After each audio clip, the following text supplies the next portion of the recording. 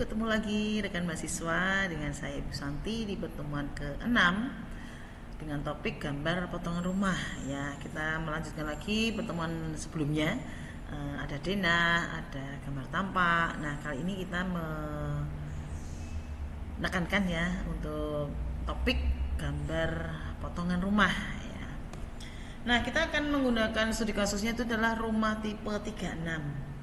Karena kalau dilihat rumah tipe 36 ini cukup simple ya, jadi supaya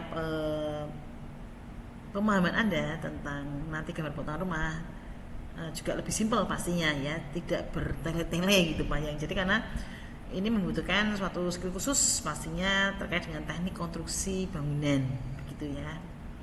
Saya share materi dulu. Oh ya, untuk materi bisa Anda dapatkan ya nanti di link Seakat, silakan Anda bisa download jika membutuhkan. Dan jika ada pertanyaan nanti bisa Anda sampaikan di chat ataupun di grup ya, silakan. Oke, gambar potongan, kita berkenalan dulu apa itu definisi dari gambar potongan ya. Fungsinya, pembuatan gambar potongan rumah yang lengkap pada sebuah bangunan adalah untuk menunjukkan prinsip struktur bangunan rumah dengan lebih jelas.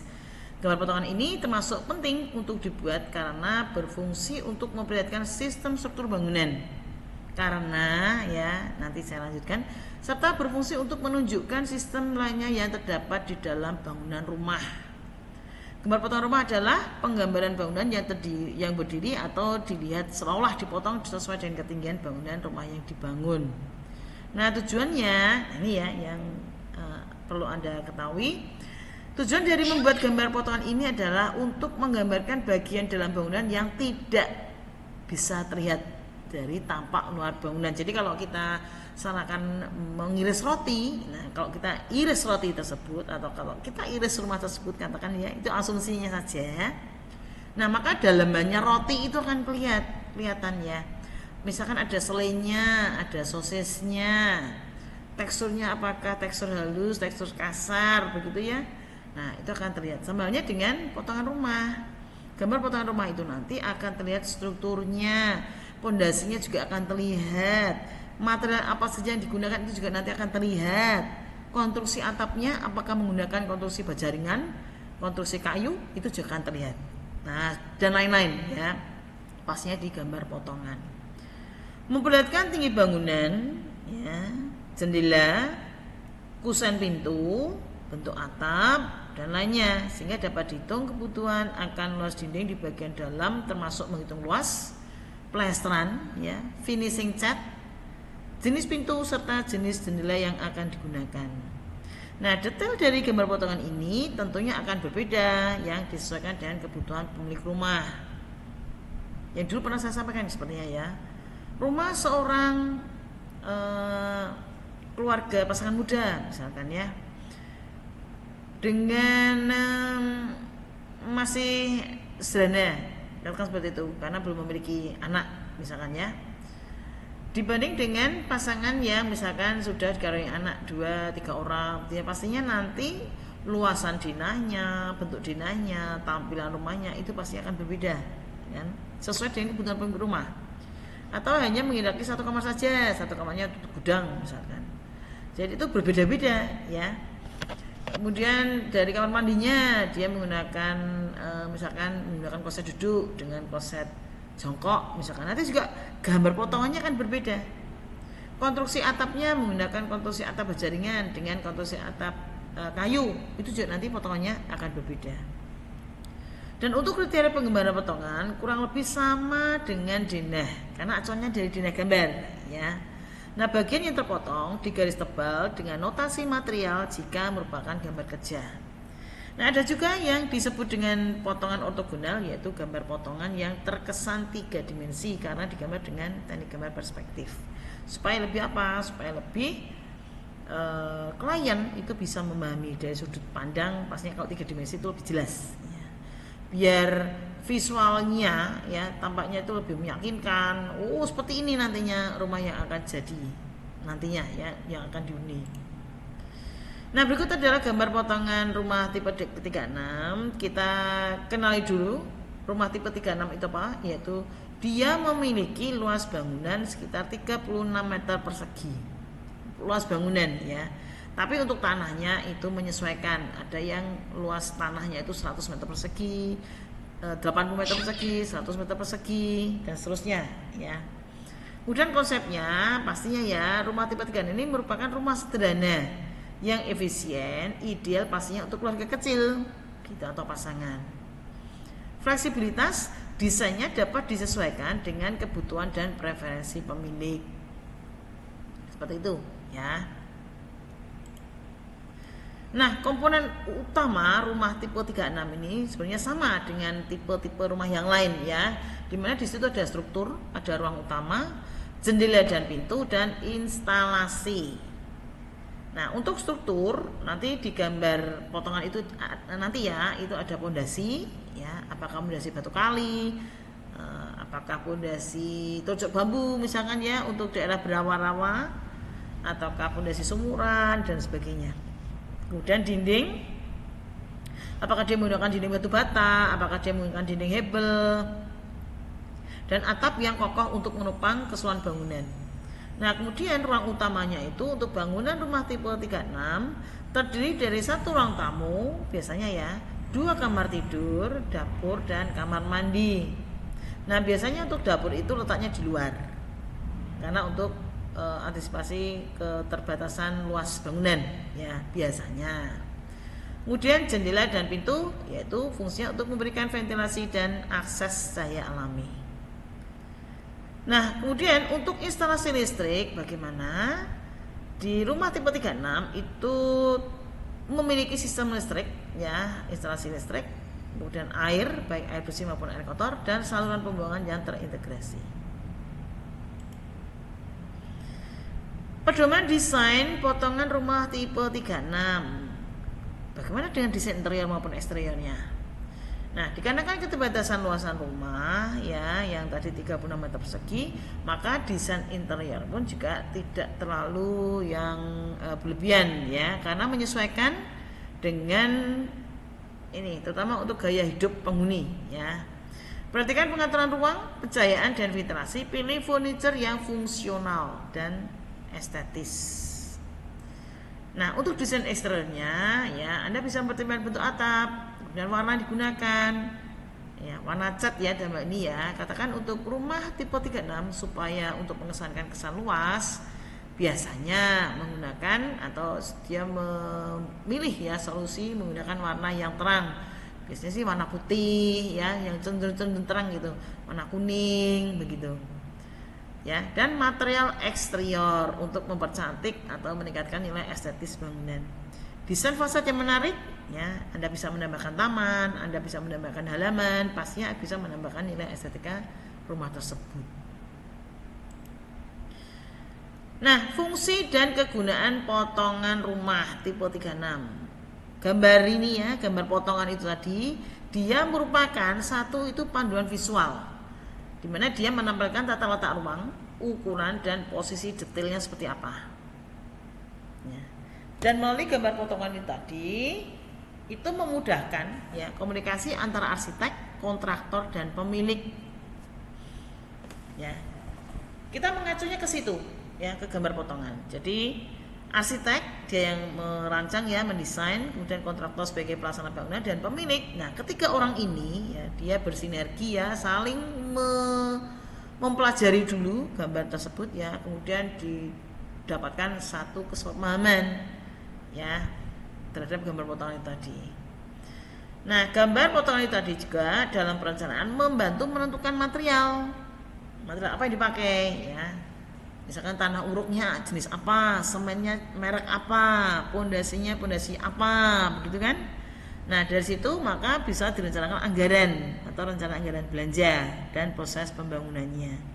Nah, proses pembangunan ini dilakukan kontinu dari tahapan pekerjaan tanah ya, dari membuat pondasi, kemudian mulai memasang ini ya, pekerjaan pasang batu bata, kemudian sampai dengan pemasangan kusen dan pintu, dan terakhir itu adalah membuat struktur atapnya begitu ya. Kemudian dilakukan juga ya evaluasi, atau dalam hal ini adalah memungkinkan penyesuaian desain sebelum pembangunan dimulai atau selama mulai ya, itu bisa dilihat dari gambar potongan itu tadi.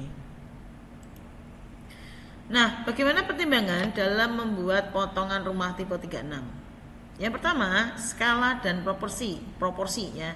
Kita sudah pernah menyinggung terkait dengan skala ya di pertemuan sebelumnya.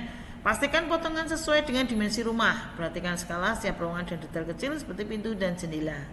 Dalam hal ini skalanya adalah 1:100 ya untuk membuat gambar potongan rumah. Kemudian detail dan material, Anda bisa menentukan jenis material yang akan digunakan seperti kayu, plastik, kertas ya. Pastikan detail seperti pintu, jendela dan furniture ya, itu bisa terwakili. Kemudian kejelasan dan keakuratan, di mana potongan harus jelas dan mudah dipahami. Kalau perlu Anda menggunakan warna berbeda ataupun simbol-simbol yang tepat untuk membedakan bagian-bagian yang penting. Karena apa? Di gambar potongan atau di gambar kerja itu jarang sekali ada tulisan-tulisan ya. Ya misalkan ada tulisan pun itu hanya menjelaskan atau lebih menekankan lagi material apa yang digunakan atau konstruksi apa yang digunakan, seperti itu ya. Makanya kalau dalam penggunaan software AutoCAD itu kita bisa memakai warna-warna yang berbeda setiap elemen-elemennya ya, dari garis as, dinding, kolom, kemudian isian batu bata dan sebagainya ya, jendela, pintu, itu digunakan warna yang berbeda. Kemudian perlunya juga membuat gambar dari sudut pandang yang berbeda ya. Pertimbangan sudut pandang yang ini ditampilkan, sudut depan, samping atau perspektif dapat memberikan informasi yang berbeda. Kadang gambar dari tampak depan ya itu beda dengan jika dilihat dari tampak samping ya. Nah, kemudian yang tadi di awal saya sampaikan, perlu juga menyampaikan atau menyertakan gambar perspektif 3 dimensi. Seperti itu ya. Kemudian fungsi dan kegunaan, bahwa potongan harus membantu dalam memahami fungsi dan kegunaan setiap ruangan di dalam rumah. Lanjut ya. Nah, berikut adalah gambar potongannya. Di monitor tampak ya gambar potongan dari arah depan ya dan gambar potongan dari arah samping. Ini dengan bangunan yang sama ya, gambarnya sama. Nah, dari gambar potongan itu tampak ada kaki ya, ini katakan ini kaki ya, seperti manusia ya, kaki, badan dan kepala ya. Dari kaki dulu ya. Terlihat dari gambar ini sebenarnya tidak terlalu detail ini gambarnya ya. Contoh kata ini batu kalinya aja cuman bulat-bulat dua besar dan kecil ya. Padahal kalau di gambar yang utuh ini akan tampak ini bahwa menunjukkan ya batu kali atau batu belah. Oke lah, enggak masalah ya. Dan mati begitu dilihat gambarnya ini sudah terlihat jelas bahwa ini adalah pondasi batu belah atau batu kali. Nah, dengan jarak 3 meter dan kedalaman ya, ini adalah garis ketinggian ya, kedalamannya adalah sekitar 60 sampai 100 cm ya, atau 1 meter masuk ke dalam tanah. Kemudian ada tanah uruk di sini ya. Kemudian untuk badannya dia menggunakan pasangan batu bata.